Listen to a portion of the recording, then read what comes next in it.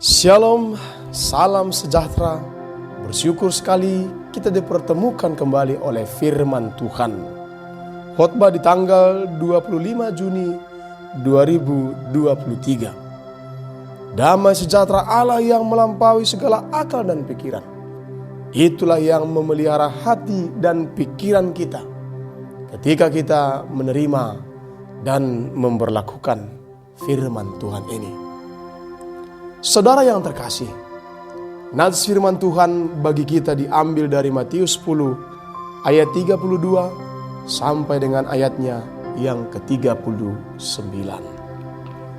Setiap orang yang mengakui aku di depan manusia, aku juga akan mengakuinya di depan Bapakku yang di sorga. Namun siapa saja yang menyangkal aku di depan manusia, aku juga akan menyangkalnya di depan Bapakku yang di surga. Jangan menyangka bahwa aku datang untuk membawa damai di atas bumi.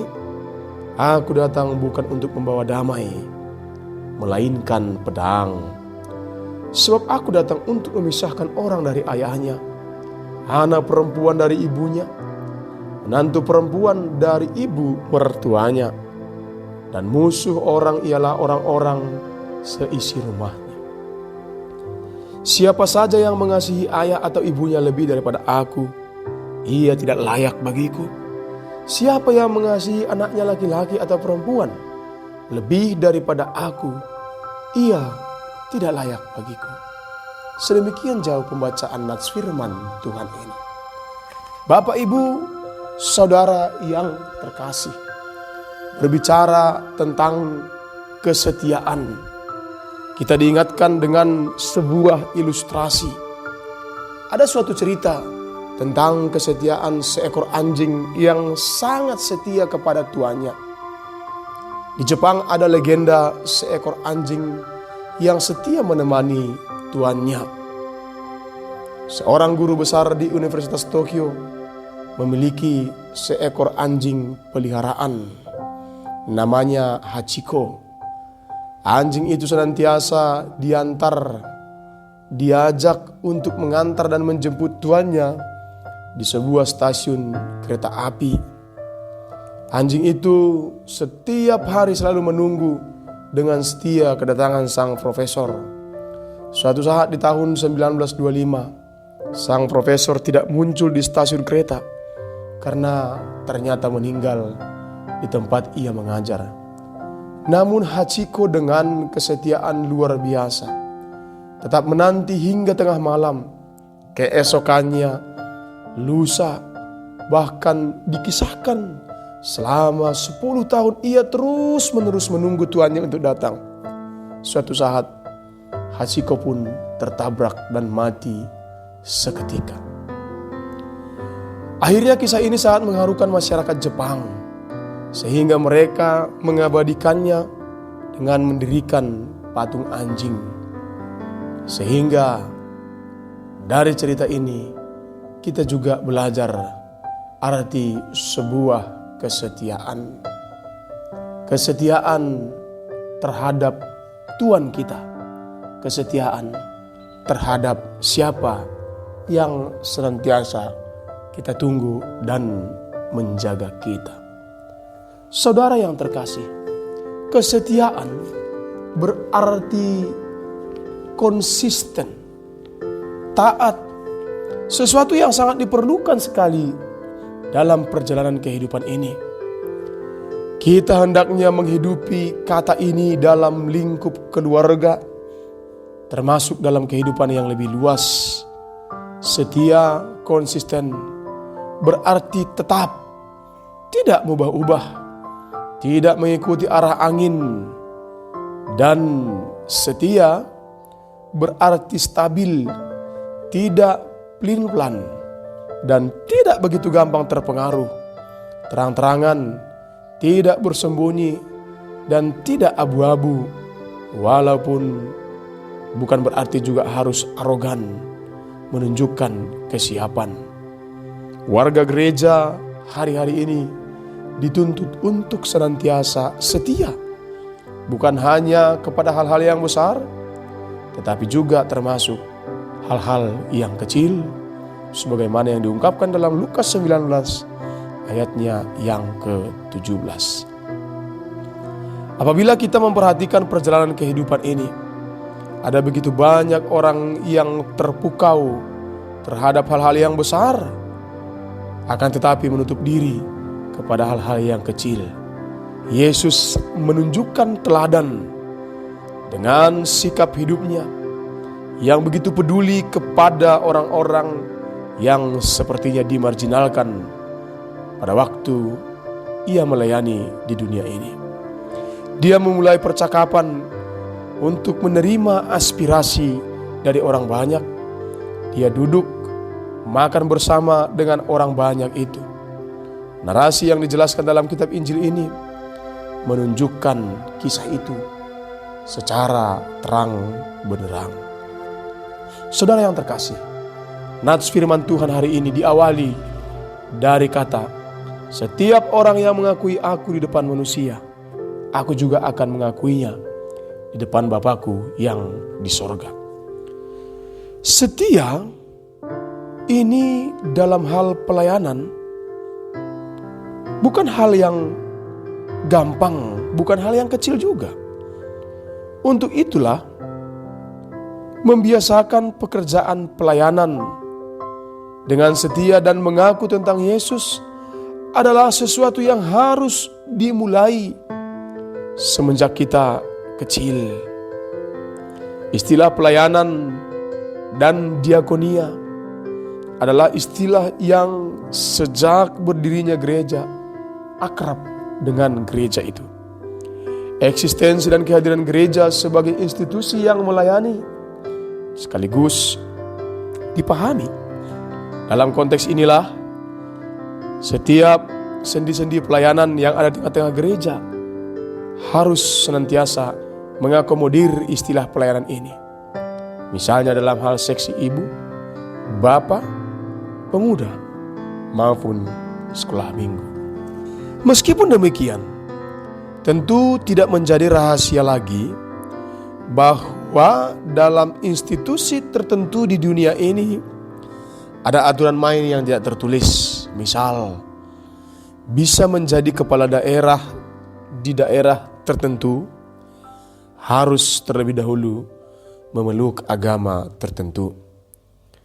Ada juga 1-2 dari antara warga jemaat yang tergiur kepada jabatan tertentu sehingga begitu gampang meninggalkan iman percayanya kepada Tuhan Yesus, bahkan meninggalkan agamanya.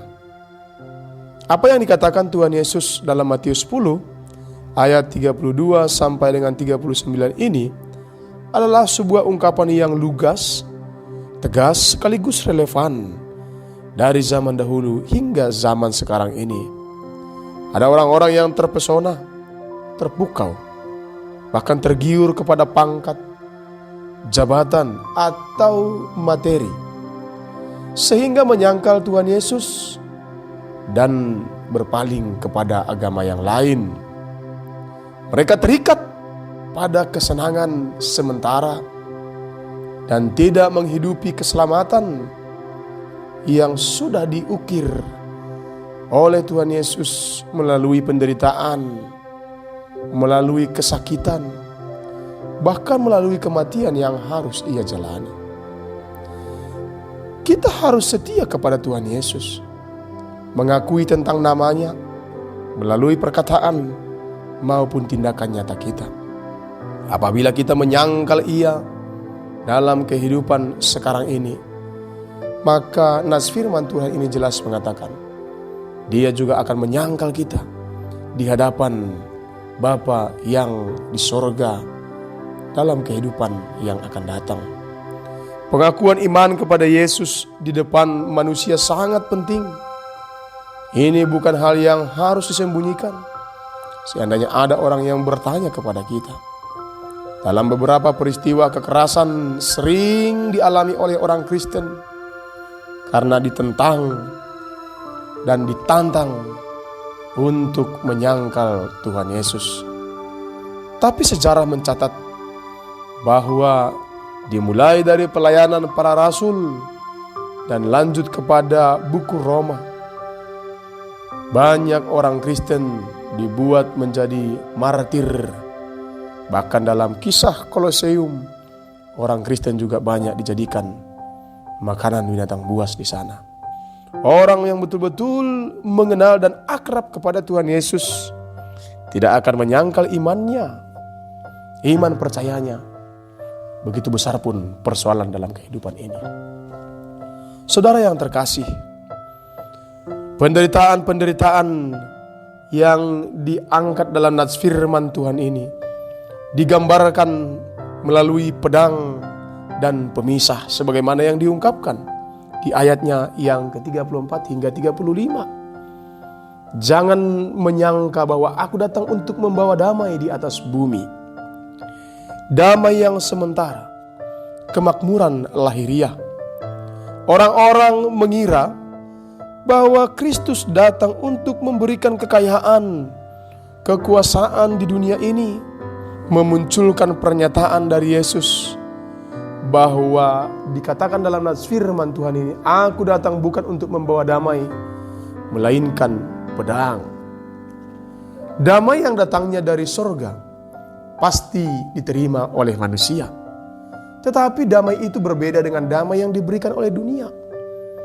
Yesus datang untuk mendamaikan kita dengan Bapa. Damai di hati yang paling dalam. Damai dengan saudara-saudara kita. Meskipun kita juga senantiasa akan dipertemukan kepada kesusahan, bahkan penderitaan. Kalau semua manusia ini menerima Yesus sebagai juru selamat, pasti dunia ini akan penuh damai. Tetapi selagi masih ada orang yang menolak damai itu, selama itu juga akan senantiasa ada persoalan, ada pertentangan antara bapa dengan anak, anak perempuan dengan ibunya, dan menantu perempuan dengan mertuanya. Dalam situasi penginjilan, Injil sering sekali membuat para rasul menghadapi kesulitan-kesulitan, apalagi itu dimaknai dengan cara yang keliru. Saudara yang terkasih, firman Tuhan mengatakan bahwa siapa yang menjaga nyawanya, ia akan kehilangan nyawanya. Hidup di tengah-tengah dunia ini, dunia yang serba kejam ini, seolah-olah menjadi sesuatu yang mengerikan.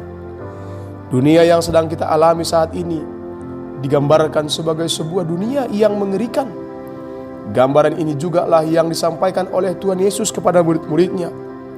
Mereka diutus seperti domba di tengah-tengah serigala.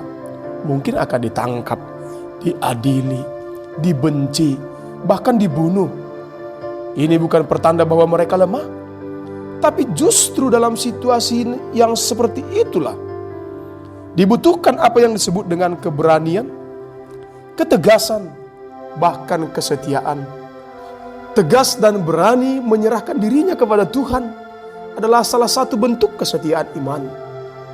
Nilai iman tidak ditentukan dengan apa yang ada di dunia ini. Sehingga disebutkan di ayat yang ke-38, setiap orang harus memikul salibnya. Ini sama dengan setiap orang menyangkal dirinya. Menyangkal diri tidak sama dengan lupa diri. Lupa diri adalah sesuatu yang negatif, kondisi tidak terkendali, out of control. Kemauan dan keberanian memikul salib dan menyangkal diri, ini adalah kemauan yang utuh, membuat segenap kehidupan kita sesuai dengan keinginan Allah. Ini adalah sesuatu yang final dalam kehidupan kita. Dan Allah, Tuhan adalah yang utama. Tidak ada tawar-menawar dalam hal ini. Untuk itulah dikatakan di ayat yang ke-37 ini, mengasihi Tuhan Yesus lebih daripada segalanya. Ini bukan berarti bahwa kita tidak mengasihi orang tua kita, bapak kita, ibu kita. Tetapi kasih kepada keluarga harus didasari kepada kasih yang lebih besar kepada Allah. Kita mau sebutkan bahwa kata kunci dalam hal ini adalah berserah diri dan menyerahkan diri. Tidak terus-menerus berkutat pada diri sendiri, kebutuhan diri, semangat diri, tapi dalam segala keinginan dan kerinduan Allah pada kita. Untuk itulah sehingga siapa yang bersedia kehilangan nyawanya, ia yang akan memperoleh nyawanya. Saudara yang terkasih, keberanian untuk berserah, keberanian untuk menyangkal diri, melupakan diri sendiri, ini perlu sekali, sehingga lahirlah kehidupan dan pengharapan yang baru. Jadi bukan tentang kelemahan, atau ini bukanlah tentang ketidakberdayaan. Mengorbankan sesuatu bukan berarti kehilangan sesuatu. Melupakan diri bukan berarti lupa diri atau kehilangan diri. Bapak Ibu Saudara yang terkasih, bagaimana dengan kita? Yang mana yang akan kita lakukan? Di mana kita tinggal? Apakah di sekolah, di kampus, di pekerjaan, atau dimanapun kita senantiasa diingatkan untuk menunjukkan identitas kita selaku orang yang percaya kepada Tuhan Yesus. Bukan menutup mulut atau menyamarkan identitas sehingga orang lain harus mengetahui bahwa kita adalah pengikut Tuhan Yesus. Perlu kita sadari di area mana kira-kira kehidupan kita ini yang sering sekali menyangkal dan tidak setia. Jerat maut dan dosa adalah kesenangan dunia. Perasaan malu dan terintimidasi dalam keadaan atau lingkungan mungkin membuat kita malu mengakui Tuhan Yesus. Tapi ingat, jangan sesekali itu membuat kita tidak mengakui Yesus. Jangan sesekali itu juga membuat kita tidak diakui Yesus di depan Bapanya dan di depan malaikat-malaikatnya di surga kelak. Bila kita tidak mengakui Ia, maka kita serupa bahwa kita akan ditolak oleh surga. Kita hendaknya senantiasa harus penuh dengan hikmat. Apabila kita setia dan taat, Roh Kudus akan senantiasa memberikan kita kekuatan untuk berada dalam rel atau jalur yang dikehendaki Allah, sehingga kehidupan kita penuh dengan kesempurnaan yang dari Dia. Saudara yang terkasih, sesekali kita tidak perlu mengharapkan damai, harapkanlah pedang. Kristus datang untuk membawa pedang firman yang harus dipakai oleh para hambanya untuk berperang melawan dunia dan menaklukkan apa yang harus ditaklukkan oleh pedang firman ini. Seandainya pun kita harus menderita, menderitalah karena memberitakan firman-Nya. Menderitalah karena menghidupi firman Tuhan itu. Perpisahan karena firman itu bukanlah kesalahan daripada firman itu, tapi karena dunia ini yang tidak menerima firman itu. Kalau sebahagian menerima, sebahagian menolak, sehingga iman yang menerima firman itu akan mengutuki mereka yang tidak menerima firman itu. Ini yang membuat mereka yang tidak percaya menjadi lawan bagi mereka yang percaya. Kenyataan dunia ini, pertengkaran yang paling susah untuk diperdamaikan adalah pertengkaran karena agama. pertengkaran karena nama Tuhan. Untuk itu perlu diingat dalam Matius 10 ayat 16. Ia mengatakan, aku menyuruh engkau seperti domba di antara serigala. Berhikmatlah. Saudara yang terkasih, kita ingin mengikuti Tuhan Yesus, namun sering sekali dihalang-halangi oleh banyak hal. Kadang penerimaan orang lain, bahkan penerimaan keluarga kita, sering menjadi batu sandungan bagi kita untuk mengikuti Yesus. Bagaimana supaya diterima, berdamai dengan banyak orang, diakui, semuanya ini sangat baik. Damai yang ditawarkan Tuhan Yesus adalah damai di dalam Yesus. Itulah yang harus kita prioritaskan. Ia harus kita lebih dahulukan daripada yang lain. Bahkan kadang-kadang kita harus mengorbankan yang lain. Bahkan apabila keluarga kita menjadi tantangan untuk mengikuti Yesus, itu pun jangan sampai menghalangi niat kita untuk mengikuti Dia. Mengasihi Yesus lebih daripada yang lain, lebih daripada keluarga, adalah salah satu bentuk tindakan memikul salib. Penghalang yang lain yang sering terjadi dalam mengikuti Yesus adalah kenyamanan, kemudahan hidup, jalan pintas, dan ini bisa saja menuntut kerelaan kita. Mengikuti Tuhan Yesus kadang-kadang memaksa kita untuk kehilangan banyak hal. Ini yang perlu kita tunjukkan selaku orang percaya. Penampakan daripada iman percaya kita bisa juga menunjukkan iman percaya itu sendiri. Untuk itulah, apabila kita menunjukkan iman percaya kita, itulah yang kita imani. Itulah tandanya bahwa kita beriman. Tapi apabila tidak ada penampakan daripada iman percaya itu, maka itu adalah iman yang mati. Apabila ada seseorang yang menunjukkan iman percayanya kepada Tuhan, di sanalah Tuhan mulai bekerja dalam hatinya dan membawa ia kepada berkat. Dari berkat menuju berkat. Haleluya. Amin. Terima kasih Tuhan Yesus buat firman. Kuatkan, mampukan kami untuk senantiasa mendahulukan Engkau daripada yang lain, termasuk daripada kenyamanan-kenyamanan dunia ini. Terpujilah namamu sekarang hingga selamanya. Amin.